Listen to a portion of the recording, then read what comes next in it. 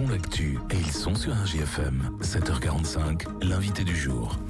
Le lancement de saison aura lieu samedi, place Piquant. C'est une nouvelle saison qui démarre au Centre dramatique national des Îlets de Montluçon. On en parle ce matin avec sa directrice Carole Thibault. Bonjour. Bonjour. Merci d'avoir répondu à notre invitation ce matin, d'être en direct avec nous donc pour 10 minutes pour parler de cette saison. Parlez-nous d'abord de ce lancement en partenariat avec la ville de Montluçon, et ça va être visible pour les personnes qui vont passer place Piquant.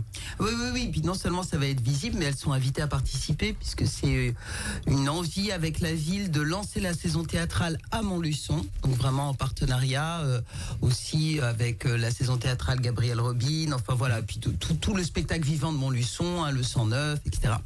Et donc c'est un spectacle c'est pas un spectacle parce qu'on regarde pas, on participe en fait. C'est un musicien qui emmène les gens qui sont là, c'est gratuit et c'est une balade à travers le centre historique de Montluçon sous casque, mais avec de la musique et des formes d'indications comme un chef d'orchestre, et donc ça crée un ensemble. C'est ouvert aux parents, aux enfants, aux personnes âgées. Enfin voilà, c'est très bon enfant. Ça dure 40-45 minutes à travers les rues, et c'est une espèce de danse ensemble, de balade ensemble pour bien commencer la saison.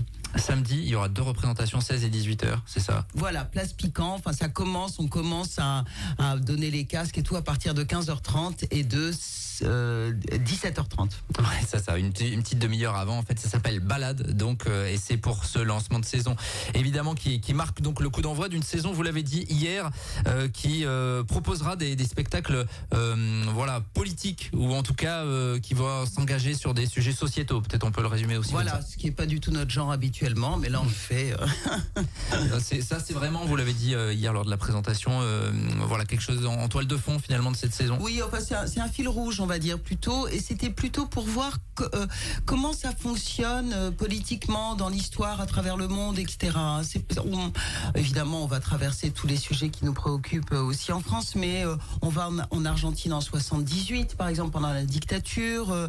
On va en France en 41. On va à Haïti de nos jours. On va en Iran à travers le récit de 3 femmes. Enfin, voilà, on se promène, et c'est à peu près un spectacle par mois qui a vraiment une approche très forte sur ces sujets-là, mais toujours parce que c'est ça qui nous intéresse, qui nous occupe, c'est avec une langue, avec une création scénique. Enfin, c'est vraiment avant tout des œuvres artistiques. C'est pas des spectacles à thème. Oui, bien sûr. Et quand on dit politique, on parle pas de droite, de gauche, etc. C'est plus des engagements sur des sujets de la vie. Voilà, c'est comment on vit dans nous, chacune et chacun, dans le collectif, en fait, dans la société. Quelle résonance ça a sur nous, ce qui arrive autour de nous et tout. C'est plutôt cette idée-là, parce que le théâtre, c'est vraiment sur les questions humaines, sur l'intime aussi. Voilà. Donc il y aura un spectacle par mois environ qui proposera une thématique de ce genre. On vous invite évidemment à aller sur le site du CDN des Îlets, parce qu'en 10 minutes on n'aura pas le temps de tout évoquer. Non,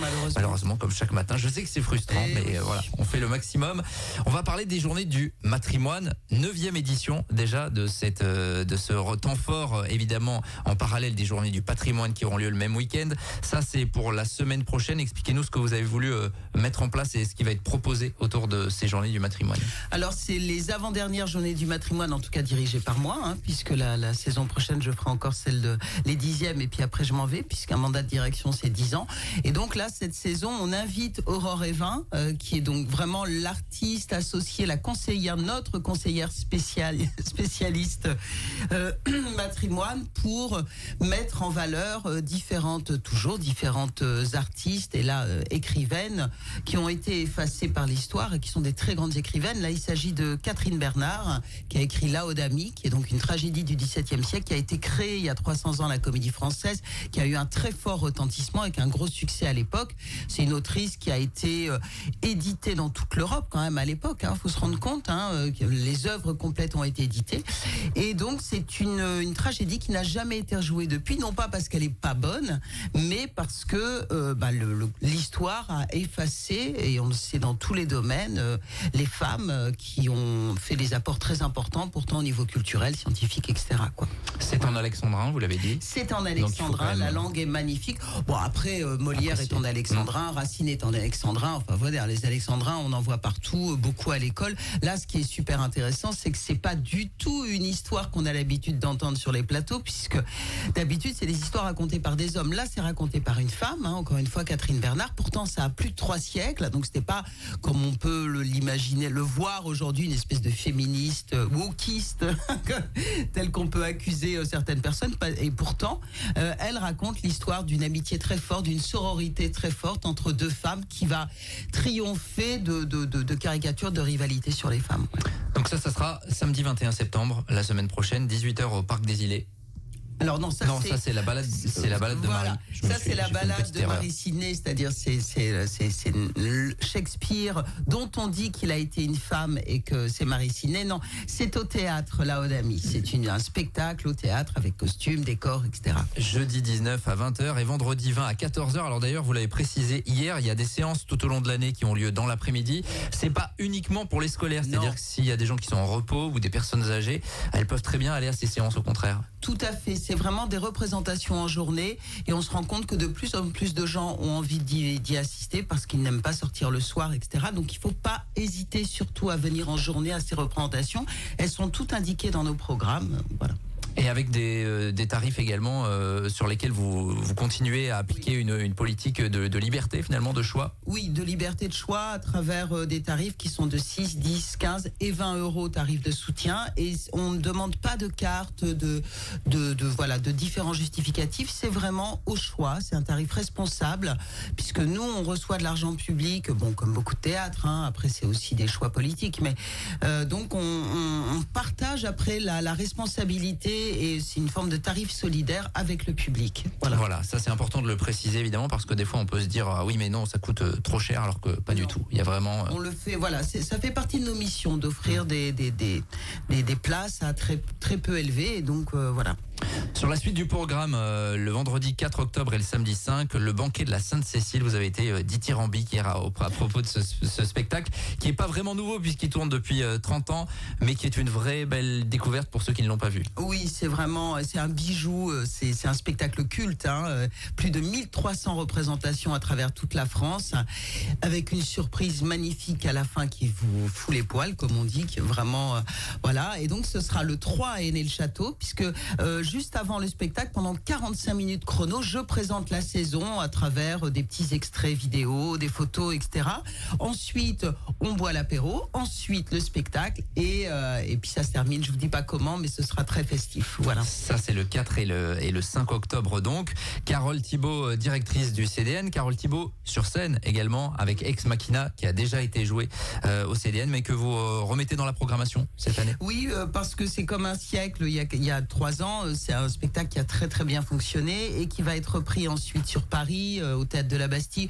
Donc on a eu envie de le relancer ici avec 3 journées, un temps fort vraiment extrême qui nous tient très à cœur pendant les représentations d'Ex Machina, avec un temps fort autour des questions des violences sexuelles et sexistes, avec le tribunal judiciaire de Montluçon, avec des personnes très engagées dans le mouvement MeToo Théâtre sur le plan national, avec Alice Coffin qui viendra faire une conférence. Donc voilà, un temps fort très important sur toutes ces questions. 15, 16 et 17 octobre, on n'aura pas le temps d'évoquer forcément tout le reste, juste quelque chose que vous avez mis en avant hier, c'est la part belle faite aux créations de la jeune troupe des Îlets, avec plusieurs spectacles qui seront programmés dans cette saison. Oui, notre jeune troupe permanente, donc qui nous accompagne pendant 2 ans et demi, mis en scène par Fanny Zeller et Pascal Antonini, et donc qui occupe le théâtre de manière permanente. Et là, pendant toute la saison, notamment sur les jeunes publics, la jeune troupe joue ses spectacles à l'intérieur de la maison, alors que généralement, c'est des spectacles qui partent beaucoup sur le territoire. Et donc voilà, et le premier, c'est Le Secret. Après, il y a Poussé pour les grands. Enfin, après, tout ça est dans le programme. Théâtre des Îlets CDN.fr. On invite évidemment tout un chacun ou à venir chercher les petites brochures au CDN des Îlets. Il y a toujours les choses hors les murs, évidemment. Ça, c'est un marqueur fort de... Oui, complètement. Ah bah oui, c'est vraiment nos saisons hors et nos saisons in. Donc, on part de nouveau pour, on va dire, 70-80 représentations, beaucoup sur le territoire de l'Allier. Alors, avec cette année, on vient de l'apprendre, les bibliothèques qui n'en feront pas partie, les médiathèques en zone rurale, alors que c'était pour nous vraiment des partenaires passionnants. C'est un choix du département qu'on ne comprend pas vraiment, puisqu'on travaillait vraiment en partenariat, en proposant des lectures, notamment beaucoup pour les enfants, des spectacles, etc. Bon, voilà, c'est un autre choix. Mais en tout cas, on continue à travailler énormément, notamment sur le département, sur le Puy-de-Dôme et un peu la Creuse aussi, quoi. Voilà. Il y a également possibilité, je vois dans la petite brochure, de présentation à domicile de la saison. Il y a même une petite carte qu'on peut découper pour rappeler, pour dire tiens... Ça, c'est une nouveauté. C'est un petit cabaret qui dure 1 heure. Enfin, un petit cabaret, un super cabaret que la jeune troupe joue et qui présente des petits extraits de la saison avec des chansons, avec des extraits de scène. C'est très drôle, c'est très léger. Vous invitez vos voisins, évidemment, plutôt des personnes qui ne connaissent pas le théâtre des Îlets. On vient jouer chez vous gratuitement et vous offrez l'apéro ou un petit repas partagé et on discute ensemble après. Et on a commencé ça la semaine dernière et c'est absolument génial. Alors, on arrive encore à le faire dans les jardins, mais on peut le faire aussi dans les salles à manger. Ou voilà, quoi. Si vous voulez bluffer vos amis, voilà, vous appelez le théâtre des Îlets. On le fait aussi dans des associations, des structures. Enfin voilà, c'est une manière de partager l'humeur de la saison et c'est vraiment, et ils sont formidables les 3 jeunes comédiens de la jeune troupe. Théâtredesîlets.fr pour avoir toutes les dates. Carole Thibault, vous l'avez dit, c'est la dernière saison que vous construisez de A à Z finalement, puisque vous allez arriver en fin de mandat, en fin d'année prochaine. Qu'est-ce qu'on se dit, que le temps passe vite finalement quand on regarde dans le rétro? On vieillit, mais en même temps, ça va tellement vite qu'on n'a pas l'impression de vieillir. Ouais, c'est toujours aussi passionnant évidemment de constituer ces saisons, bien sûr. Oui, et puis c'est un territoire tellement formidable. Enfin vraiment, quelle aventure, Montluçon, quelle aventure. Bon, on en reparlera, on aura l'occasion de vous avoir à nouveau à ce micro d'ici votre départ dans un peu plus d'1 an. La saison, donc, elle est lancée ce samedi après-midi, place Piquant, et puis toutes les dates, théâtredesîlets.fr. Évidemment, nous écoutons et dans nos agendas tout au long de l'année. Merci Carole Thibault. Merci d'être beaucoup passée à notre micro. Merci. On vous souhaite une bonne saison ainsi qu'à toute l'équipe du Théâtre des Îlets. 7h56 sur RJFM. On revient dans quelques minutes. Tous les matins, 7h45, l'invité du jour en direct sur RJFM. Retrouvez l'invité du jour en podcast sur rjfm.net et l'appli RJFM, mais aussi en replay vidéo sur YouTube et Facebook. RJFM.